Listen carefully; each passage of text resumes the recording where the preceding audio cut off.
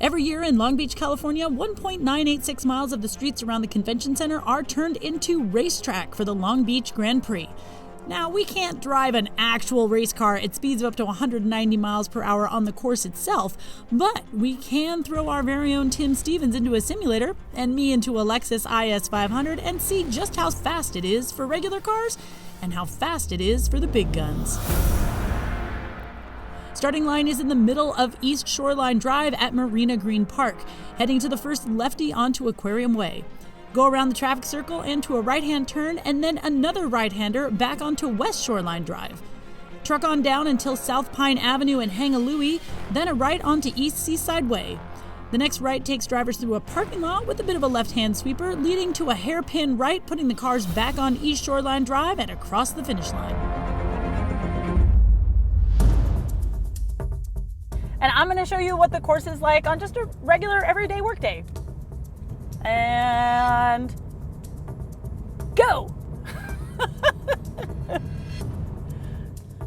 All right, turning left on Aquarium Way, and I'm coming into a traffic circle. Again, I think that the cars are going to go to the left. I'm not in Britain, so I'm going to go around here to the right.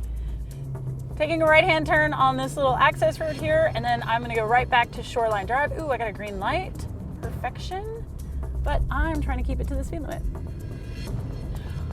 All right, on Shoreline Drive, going straight, passing through Aquarium Way, taking a left on Pine. All right, now we're cruising up past the Long Beach Convention Center, and we are going to take this smallish little road here, Seaside Way. You can actually see the little red and white stripe that they've got set up on the road already. All right, so now I'm kind of in between the convention center and it looks like a hotel. And then according to my map, I'm gonna be going straight, I'm gonna hang a right, and then that should put me back onto Seaside Way. And wait, what? Oh my gosh, I can't get through. It's just for race cars. Oh crap. Okay, well now I gotta figure out how to get around, I guess. All right, now we are back on Shoreline. Looks like I'm gonna join back up with race course right here. And now we are on our way to the finish line. And finish line right there. That was the finish line. Let's see how fast Tim can do it in the simulator. And I'm going to take you for a lap in the simulator to show you what the drivers are going to see as they're driving around this course when it is fully closed. So let's start my engines and get going here in my Dallara IndyCar. Now I have the full course to myself, no traffic to worry about as I go out and pull out of the pits here. The pits come out at the end of the front straight, which really isn't all that straight at all. It curves around to the right, and as the drivers come down to the braking point here, they're going to be going upwards of 190 miles an hour, which is pretty quick for any street. Of course, this one helps that it's all been closed out. Braking somewhere between the 300 and the 400 markers here into a hard first or second gear left-hander. You got to be careful here because the walls kind of creep up on you on the right, which is kind of a common theme for this course. We got a quick left, right, left here as we go around the dancing porpoises on the fountain here, and then a quick spurt of acceleration for your back, hard on the brakes for a tight right-hander. Be careful of the curbs here because you catch too much of those, they'll kick the car to the left and you'll be making more marks on the tire wall here. This is the trickiest corner of all for me. Fast right-hander that's up over a crest, so if you catch too much curbs or get on the power too early, your car's going to want to spin around and that will not help your lap time at all.